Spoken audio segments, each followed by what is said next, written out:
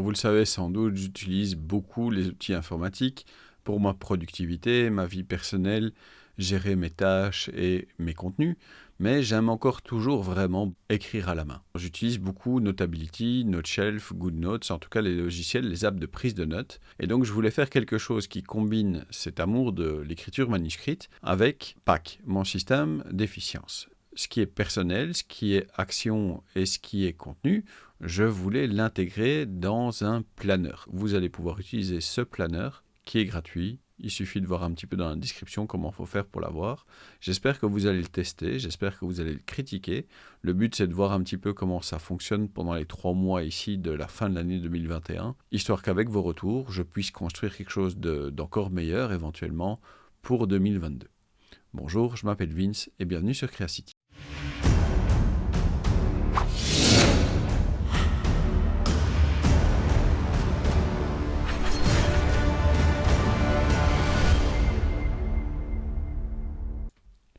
L'application de prise de notes que beaucoup de monde utilise, c'est Notability. Notability, c'est pas mal. J'aime bien Notability, surtout pour prendre des notes en cours, par exemple, parce qu'on peut enregistrer le son. Mais ici, dans le cadre d'un planeur, la première chose qu'on va faire, c'est qu'on va l'importer. C'est un fichier PDF, donc on le fait rentrer dans Notability, puis on va écrire dessus. Et vous allez voir que Notability, même si pour moi, ça reste la meilleure application de prise de notes en général, pour faire un planeur, c'est peut-être pas celui que je choisirais en premier. Première chose que je fais, je paramètre ma barre d'outils favoris avec des couleurs, des stylets, des épaisseurs, des surligneurs, tout ce qu'on veut. Et puis je vous conseille aussi directement d'aller voir les bibliothèques d'autocollants que vous pouvez ajouter, celles qui sont gratuites de préférence, et de vous mettre en mode page unique. Voilà, page unique, ça vous permettra d'avoir une page par écran, ce sera plus sympathique. Alors le planeur, il est fourni avec pas mal de pages d'explication pour vous expliquer comment vous pouvez utiliser ce planeur. Par exemple ici, au niveau des vues de la semaine, mais aussi des trimestriels, des annuels. Ça, par exemple, c'est la vue semaine. La vue semaine, vous allez la répliquer à chaque semaine. Chaque semaine qui passe, qui commence, vous allez prendre cette vue semaine et vous allez la dupliquer pour l'utiliser dans la semaine qui commence. Ça, c'est la vue trimestrielle. La vue trimestrielle, elle vous permet de planifier à l'avance tout ce qui va se passer pendant le trimestre. C'est rare qu'on commence un trimestre sans savoir au moins les quelque choses qui vont se passer, qui sont importantes et qu'on sait déjà. Il y a des choses qu'on ne sait pas, évidemment, quand on commence un trimestre, mais il y a pas mal de choses qui sont déjà planifiées. Et là, dans Notability, voilà, vous mettez vos petites couleurs, etc. Le planeur vous propose aussi toute une série d'objectifs qui vont un petit peu baliser votre trimestre. Donc on essaye de prendre de l'avance et on essaie de fixer des choses qu'on va pouvoir essayer de réussir pendant ce trimestre. Et là, encore une fois, c'est l'occasion d'utiliser les autocollants pour avoir quelque chose d'un petit peu plus visuel, d'un peu plus sympa, voilà, d'un peu plus esthétique, agréable. Utilisez le mot que vous voulez pour ça.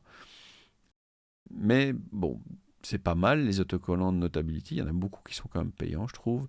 Et alors après, on peut aussi rajouter des GIFs. Les GIFs, je suis moins convaincu. Faire rentrer des GIFs animés dans le planeur, j'y crois pas trop.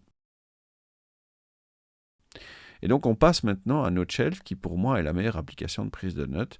C'est en tout cas celle qui a le meilleur rendu de mon écriture manuscrite. Et dans un planeur, c'est quand même sensiblement important. Mais vous allez voir que au-delà de l'écriture manuscrite, qui de mon point de vue reste vraiment meilleure au niveau de Noteshelf, regardez cette écriture, il y a l'intégration de Pixabay et de Unsplash pour intégrer des images, des vecteurs, des photos, des illustrations de manière super simple. Et donc par exemple ici, par rapport au Meetup Notion qu'on va faire à Paris, j'ai envie d'une tour Eiffel, conséquence, je prends ça, c'est un vecteur, donc c'est très très bien, c'est très facile à manipuler, visuellement c'est sympa comme tout. Je peux même rajouter des emojis pour les anniversaires par exemple, en mettant une bouteille de champagne aux anniversaires. Voilà, visuellement je trouve que ça s'approche très fort de ce qu'on peut faire en scrapbooking ou dans certains budgets, les bullet journal que j'ai vus comme ça sur le web. Voilà, je trouve ça vraiment visuellement très sympathique. Et puis, encore une fois, au niveau du trimestre, on peut un petit peu planifier ses apprentissages, ses contenus, voir un petit peu ce qu'on va faire. Au niveau du mois, même chose. Cette fois-ci, là vraiment, sur cette vue du mois, on a beaucoup plus de détails. Il y a des choses qui sont déjà clarifiées, il y a des choses qui s'ajoutent au fur et à mesure, qui viennent du trimestriel ou qu'on ajoute au fur et à mesure. Mais surtout, ce qu'on fait mois après mois, c'est qu'on se choisit des habitudes qu'on va essayer de tenir. Et donc ici, on a 3 habitudes qu'on va essayer de tenir pendant ce mois d'octobre 2021. Et on a aussi 3 mesures qu'on va faire tous les jours. Des mesures, cette fois-ci, des choses qui sont quantifiables. Donc pas de savoir si on l'a fait ou on l'a pas fait, mais vraiment quelque chose qui est lié à des chiffres. Et donc chaque jour, par exemple ici pour le 1er octobre, on note éventuellement ces rendez-vous quand on a des choses qui doivent être faites à heure fixe.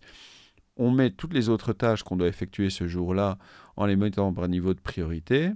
Et puis, on met aussi toutes les données chiffrées et toutes les habitudes qu'on a respectées ou pas. Et donc, ça permet d'avoir un petit résumé de la journée assez propre, où quand on a fait, on met en vert, ou quand on n'a pas fait, on met en rouge.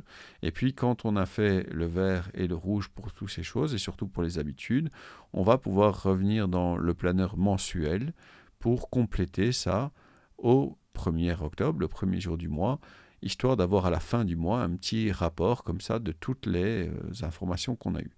Et puis au final, de mon point de vue, Noteshelf, c'est celui qui permettra franchement de faire quelque chose de joli, de propre, de sympathique, et encore une fois avec la meilleure qualité d'écriture manuscrite à mes yeux.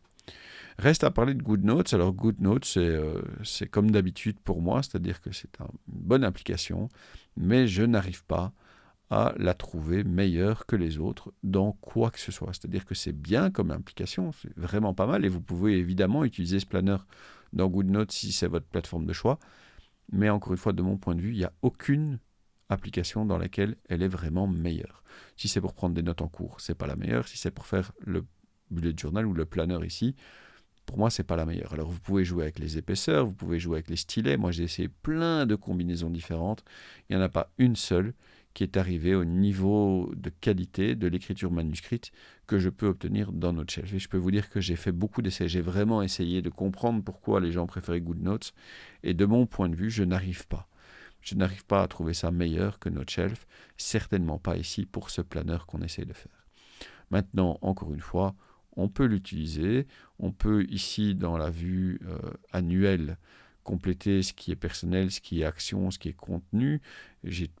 Je pose pas mal de petites questions pour vous aider à réfléchir, pour vous aider à planifier, pour vous aider à un petit peu revenir sur l'année et voir un petit peu ce qui s'est passé et comment vous pouvez peut-être améliorer les choses pour 2022. Donc voilà, je vous laisse compléter toutes ces sections au fur et à mesure. C'est toujours bien segmenté, ce qui est personnel, ce qui est action, ce qui est contenu. Et donc voilà, on termine l'année en beauté, on termine l'année en réfléchissant un petit peu à ce qui s'est passé et à ce qu'on veut faire pour le futur. Dernière chose, pour bien finir l'année, on parle des petits sous, on essaie de voir quels sont les montants qu'on a dépensés, les montants qu'on pourrait gagner éventuellement en plus, ce qu'on doit arrêter de dépenser. Une manière définitive de gagner de l'argent, c'est d'arrêter d'en dépenser, et puis voir un petit peu quels sont les investissements qu'on pourrait faire pour l'année prochaine pour passer un cap lors de la prochaine année. Donc encore une fois, voilà, ce planeur, il est disponible, il est gratuit. Regardez en description pour voir un petit peu comment vous pouvez l'obtenir. J'ai essayé d'y mettre pas mal d'explications pour essayer de vous faire rentrer un petit peu dans cette logique, dans la logique que j'ai essayé de développer. J'espère en tout cas que ça va vous plaire, j'espère que ça va être utile pour vous, j'espère que vous allez pouvoir y trouver une certaine logique et une certaine utilité. Tentez le coup, c'est gratuit, vous pouvez prendre le planeur, vous pouvez l'essayer, vous pouvez le jeter à la poubelle après 3 secondes en disant « j'y comprends rien, c'est trop compliqué ». Ou vous pouvez revenir vers moi, et ce serait vraiment super chouette si vous le faisiez, revenir vers moi pour me dire un petit peu comment je pourrais l'améliorer, ce qui n'a pas été super clair effectivement, parce que tout ce système, c'est moi qui l'ai développé, il est logique dans ma tête à moi, mais entre ce qui est logique dans ma tête à moi et ce qu'on essaye d'expliquer aux gens et la manière dont eux veulent l'utiliser, il y a souvent encore un sérieux écart. Encore une fois, je m'appelle Vince, merci d'avoir regardé cette vidéo. N'oubliez pas d'aimer, de commenter, de partager, de vous abonner et de faire ding dang dang avec la cloche.